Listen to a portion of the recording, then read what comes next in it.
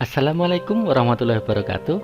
Anak-anak dimanapun kalian berada, pada kesempatan ini kita sudah memasuki pada semester yang kedua, yaitu tema 6 menuju masyarakat sehat.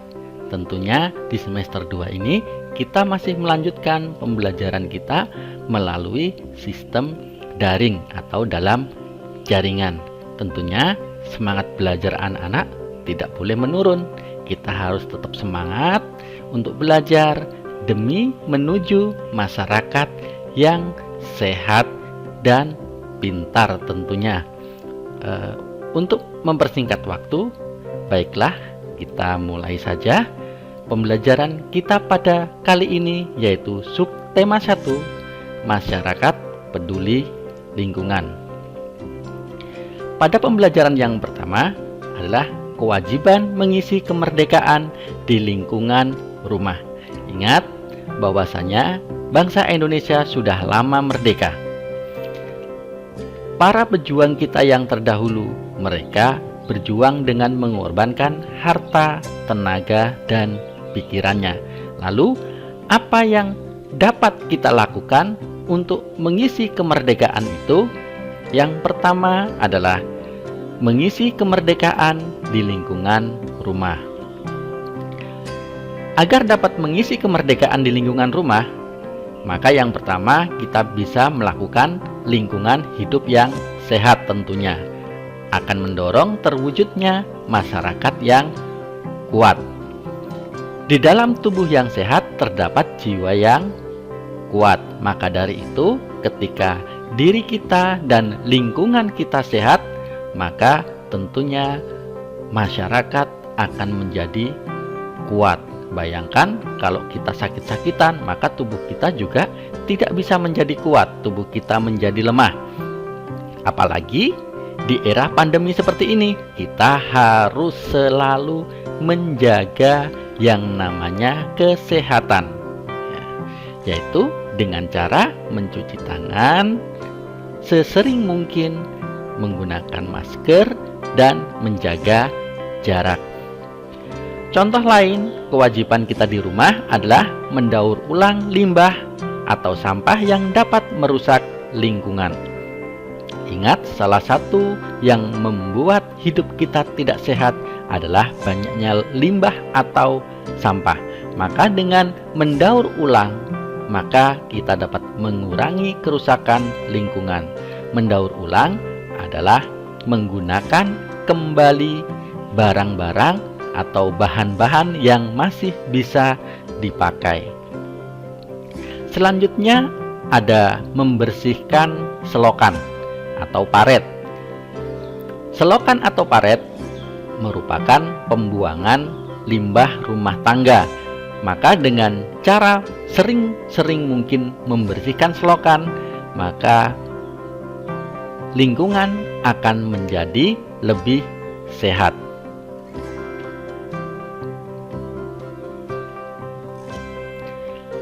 Selanjutnya adalah kewajiban mengisi kemerdekaan di lingkungan rumah, yaitu pada pembelajaran 3. Kewajiban adalah sesuatu yang harus dilakukan dengan penuh rasa tanggung jawab. Jadi yang namanya kewajiban itu harus dilakukan, tidak ada tawar-menawar. Ya, itulah perbedaan antara kewajiban dengan hak. Jadi kewajiban harus didahulukan. Kerja bakti yang dilakukan masyarakat merupakan salah satu bentuk kewajiban warga negara dalam mengisi kemerdekaan. Jadi untuk mengisi kemerdekaan, kita tidak sama seperti para pejuang-pejuang kita yang terdahulu, mengorbankan jiwanya, mengorbankan hartanya, mengorbankan waktunya dan segalanya. Tetapi di era kemerdekaan ini kita dapat mengisi kemerdekaan dengan berbagai cara. Salah satunya adalah kebersihan lingkungan.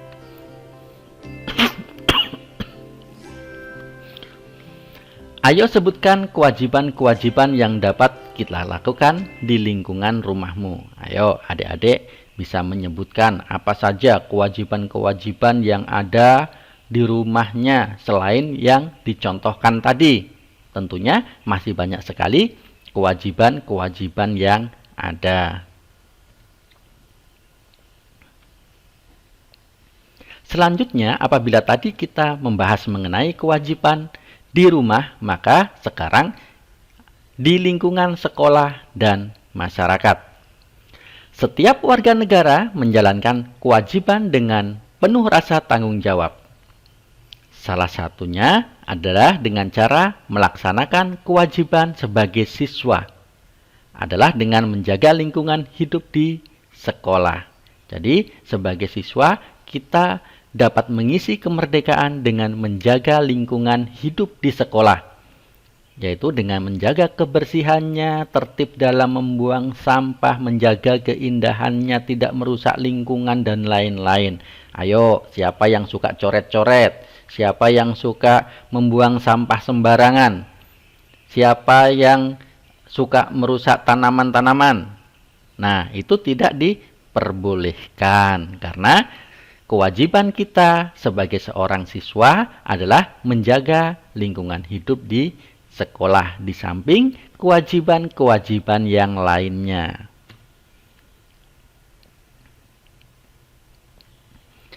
Menjalankan kewajiban secara bertanggung jawab akan memberikan manfaat yang sangat besar, seperti terciptanya kerukunan antar warga sekolah dan masyarakat, serta lingkungan lebih nyaman untuk ditempati. Jadi, apabila lingkungan kita sehat dan bersih, maka lingkungan tersebut akan lebih nyaman. Tentunya, sebagai seorang manusia, kita lebih nyaman hidup di tempat yang bersih daripada di tempat yang kotor. Ayo, adik-adik, kalau hewan yang suka di tempat yang kotor apa namanya? Atau apa jenisnya? Banyak ya, ada lalat, belatung, dan lain sebagainya. Mau tinggal sama lalat?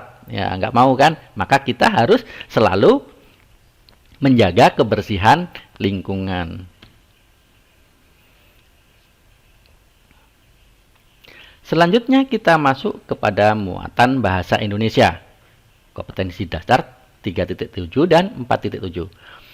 Kata kunci yang terdapat pada judul teks non-fiksi.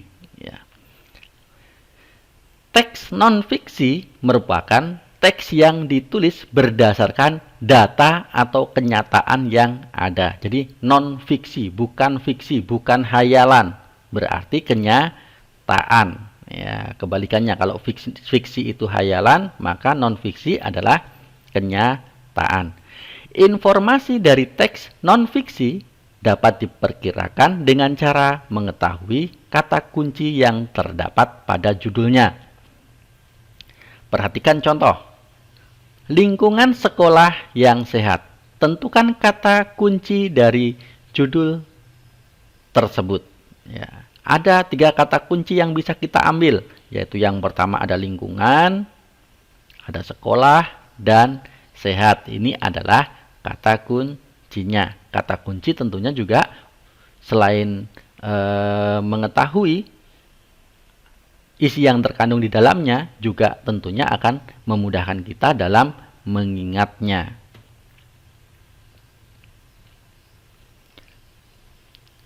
Kemudian yang kedua, contohnya, ya. Kewajiban mengisi kemerdekaan di lingkungan rumah. Apa kata kuncinya? Kata kuncinya adalah kewajiban mengisi kemerdekaan dan lingkungan rumah. Judul teks non-fiksi mengandung kata kunci yang menggambarkan isi teks. Jadi hanya dengan melihat judulnya saja, maka kita dapat menggambarkan isi dari sebuah teks. Kita dapat menemukan kata kunci tersebut pada judul teks non-fiksi. Jadi untuk mencari kata kuncinya, kita mencarinya pada bagian judul, bukan pada bagian isi. Ya, ingat adik-adik ya, untuk dapat menemukan kata kunci, kita harus menemukannya pada judul, bukan pada isi, apalagi penutupnya. Memperkirakan isi teks berdasarkan kata kunci dari judulnya. Setelah kita menemukan kata kunci yang terdapat pada judul teks, kita dapat memperkirakan isi teks. Artinya, sebelum membaca teks secara utuh, kita sudah memperoleh gambaran mengenai isi teks. Jadi, fungsinya adalah sebelum kita membaca semua bacaannya, kita sudah dapat memperkirakan apa sih nanti yang akan kita baca tersebut. Contohnya, mencegah bahaya demam berdarah. Kata kunci yang terdapat pada judul teks tersebut adalah sebagai berikut, yaitu yang pertama adalah mencegah, dan yang kedua adalah demam berdarah. Itu adalah kata kuncinya. Perkiraan isi teks. Kira-kira apabila ada kata mencegah dan demam berdarah, berarti perkiraannya yang pertama adalah menjelaskan penyakit demam berdarah. Yang kedua, menjelaskan alasan kita harus mencegah demam berdarah. Dan yang ketiga adalah menjelaskan cara mencegah demam berdarah. Walaupun kadang-kadang perkiraan isi teks ini bisa meleset sedikit, tetapi melesetnya biasanya nggak banyak-banyak sekali. Tentunya tetap masih masuk ke dalam kata kuncinya.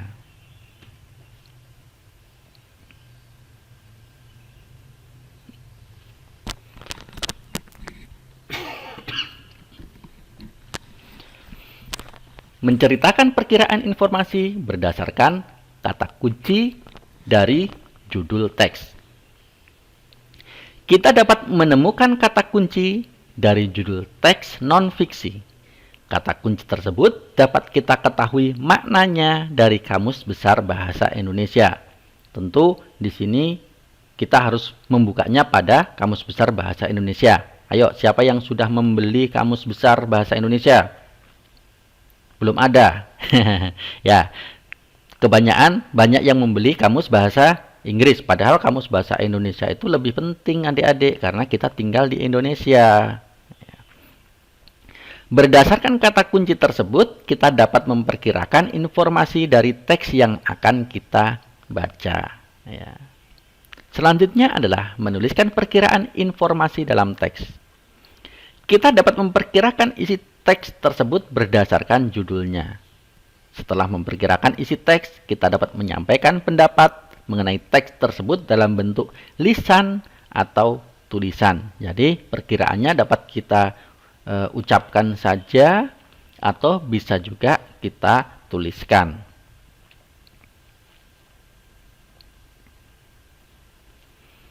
Kita lanjut ke muatan ilmu pengetahuan sosial. Proklamasi Kemerdekaan Indonesia.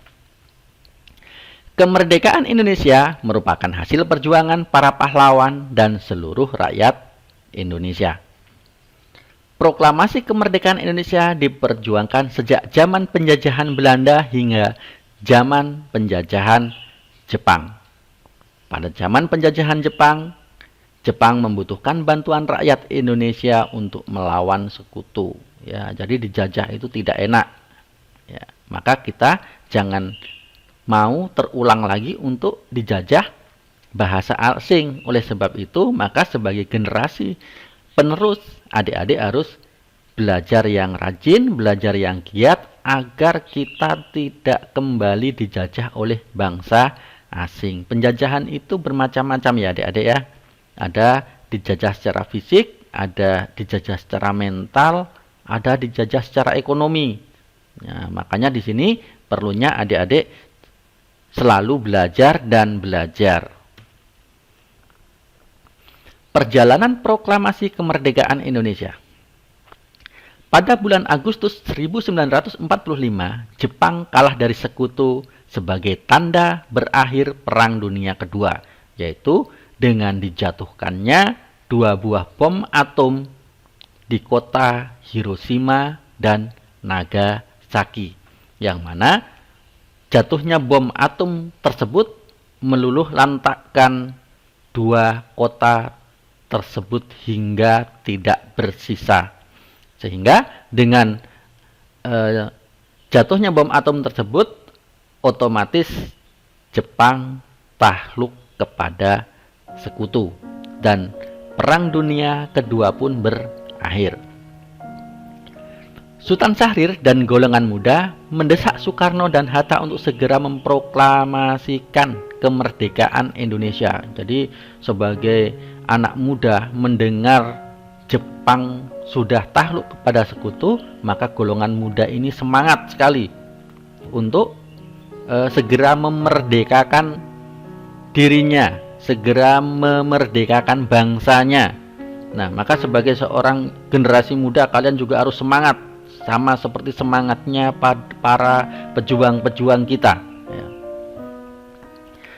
Namun Soekarno tidak menyetujui dengan alasan menunggu keputusan sidang PPKI untuk menghindari adanya pertumpahan darah.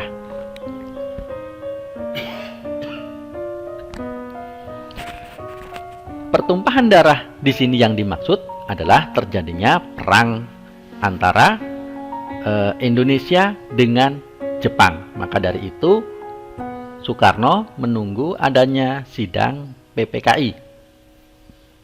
Ya, tentu kalian di semester sebelumnya sudah tahu apa itu PPKI. Selanjutnya, golongan muda tidak setuju dengan keinginan Soekarno karena mereka menginginkan Indonesia meraih kemerdekaan melalui perjuangan sendiri. Jadi tadi kalau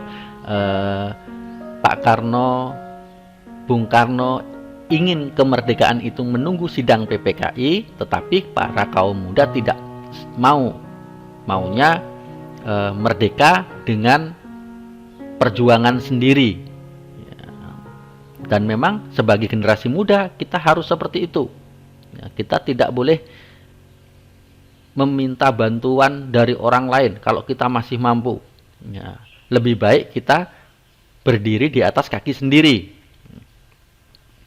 Kemudian golongan muda membawa Soekarno-Hatta ke Rengas Dengklok. Tujuannya untuk melindunginya dari pengaruh Jepang. Jadi pada saat itu Soekarno dan Hatta, Bung Karno dan Bung Hatta diculik ke Rengas Dengklok dengan tujuan untuk melindungi dari pengaruh Jepang. Karena tadi sudah terlihat bahwasannya Bung Karno tidak mau untuk memproklamasikan kemerdekaan karena menunggu sidang dari PPKI. Dan karena PPKI itu merupakan organisasi yang dibentuk oleh Jepang, maka golongan muda tidak mau. Maka Bung Karno diculik supaya tidak terpengaruh oleh Jepang. Setelah berdiskusi, Soekarno dan Hatta setuju untuk segera memproklamasikan kemerdekaannya. Golongan muda, Soekarno dan Hatta kembali ke Jakarta untuk menuju rumah Laksamana Maeda untuk menyusun teks proklamasi. Siapakah Laksamana Maeda? Laksamana Maeda adalah seorang prajurit atau pejabat dari Jepang yang pro dengan kemerdekaan, yang selalu menyemangati untuk kemerdekaan Indonesia. Jadi Laksamana Maeda adalah orang Jepang yang pro kepada Indonesia. Tentu kalian perlu menghafalkan teks proklamasi, adik-adik. Teks proklamasi hanya sedikit sekali, dan setiap warga negara kita harus hafal dengan teks proklamasi. Mengapa kita hanya menghafalkan saja sementara para pejuang kita menumpahkan darahnya? Naskah proklamasi disusun oleh Soekarno, Hatta, dan Ahmad Subarjo. Naskah tersebut kemudian diketik oleh Sayuti Melik. Kemudian pada tanggal 17 Agustus 1945, teks proklamasi dibacakan oleh Soekarno dengan didampingi oleh Muhammad Hatta. Jadi dengan dibacakannya teks proklamasi ini, maka negara kita menjadi merdeka. Walaupun setelah merdeka masih banyak sekali pergolakan-pergolakan yang terjadi, antara lain kedatangan Belanda kembali ke Indonesia yang tidak menerima dengan proklamasi tersebut dan kembali terjadi agresi militer. Tetapi 17 Agustus 1945 ini menjadi penanda awal bahwa bangsa Indonesia telah merdeka.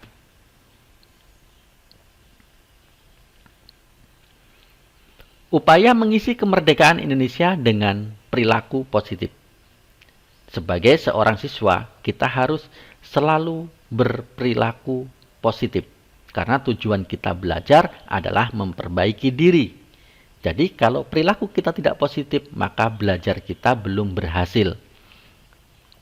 Mengisi kemerdekaan dalam bidang sosial bertujuan untuk mempererat hubungan antar masyarakat. Berikut perilaku positif sebagai upaya mengisi kemerdekaan Indonesia. Yang pertama adalah contohnya menghormati orang lain yang sedang beribadah, ya, sesuai dengan agama dan keyakinannya masing-masing. Saling menghormati dan menghargai antar sesama, mengembangkan rasa toleransi dalam keberagaman sosial di Indonesia dan lain-lain. Masih banyak sekali perilaku-perilaku positif yang dapat kita kembangkan sebagai seorang siswa.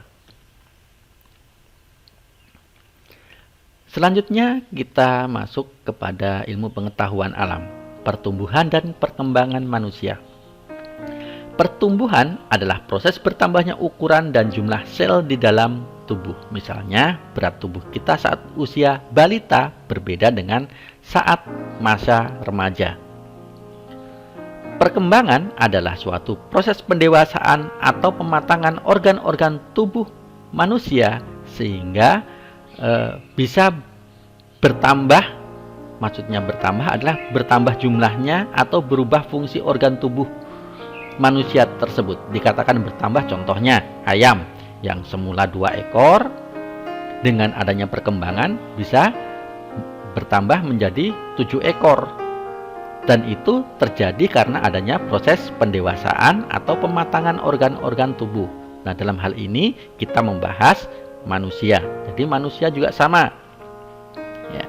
Dengan adanya perkembangan, maka yang semula hanya ada 2 orang, bapak dan ibu, kemudian muncullah kalian, ya, bertambah.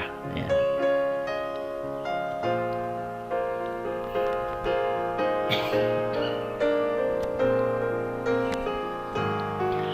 Tahap pertumbuhan dan perkembangan manusia.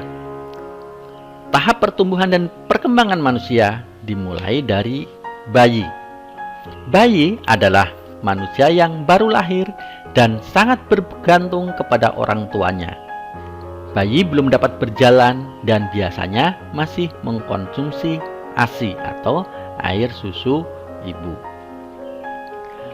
Selanjutnya, tahap selanjutnya adalah balita. Setelah dari bayi, kita menginjak balita, merupakan singkatan dari bawah 5 tahun.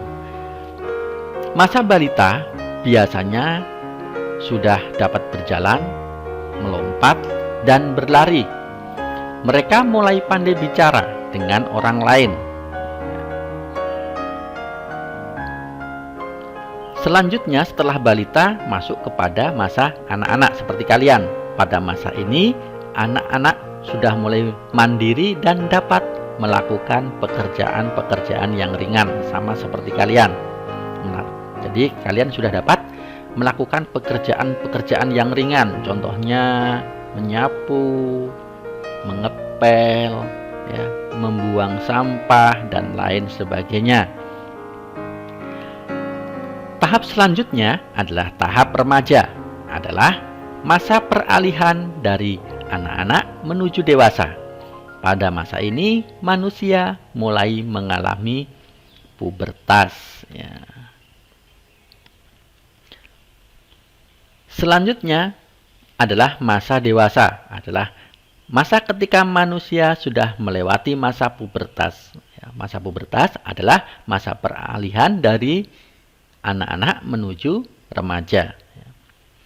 Manusia dewasa sudah dianggap mampu berpikir secara matang, sudah mulai berkeluarga dan memiliki keturunan. Tahap akhir perkembangan manusia adalah lansia, merupakan singkatan dari lanjut usia, atau orang juga sering menyebutnya dengan manula, manusia usia lanjut. Ya.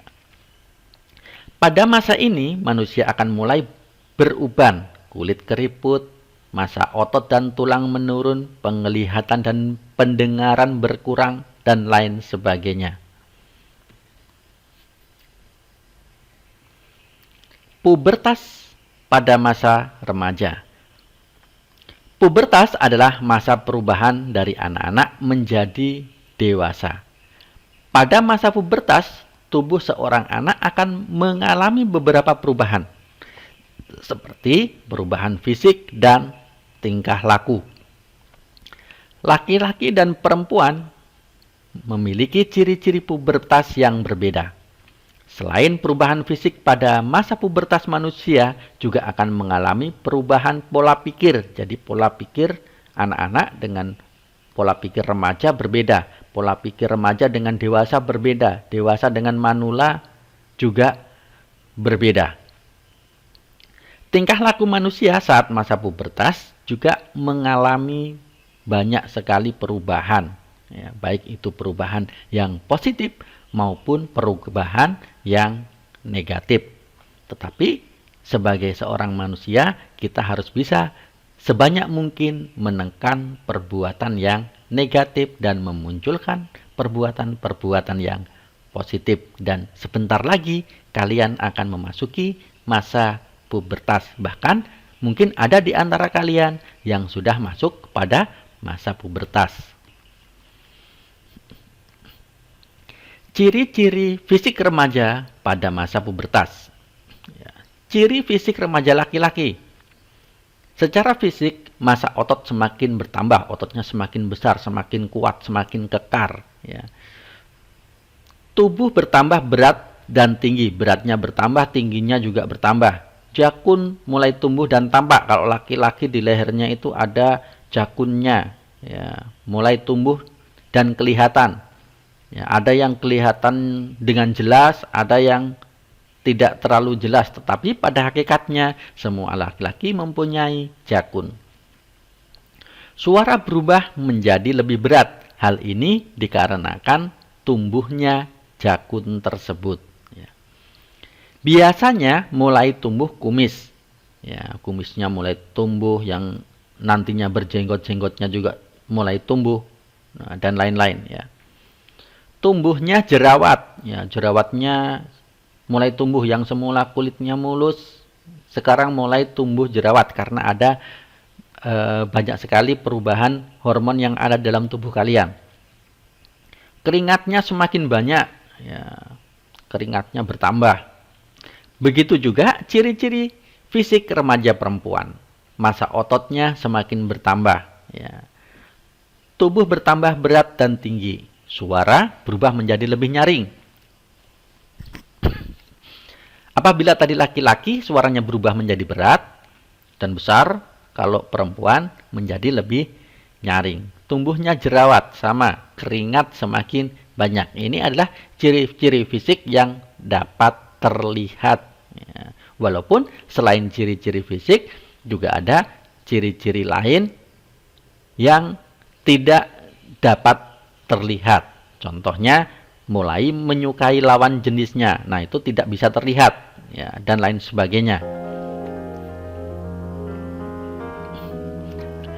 Di penghujung pertemuan kita pada tema 6 subtema 1 ini, untuk mengawali semester 2, kembali saya akan membacakan sebuah pantun. Lemari kaca cerminnya bundar, pajangan kamar menjadi sekat. Mari menjaga kebersihan sekitar, lingkungan bersih, hidup pun sehat. Sampai jumpa adik-adik. Assalamualaikum warahmatullahi wabarakatuh.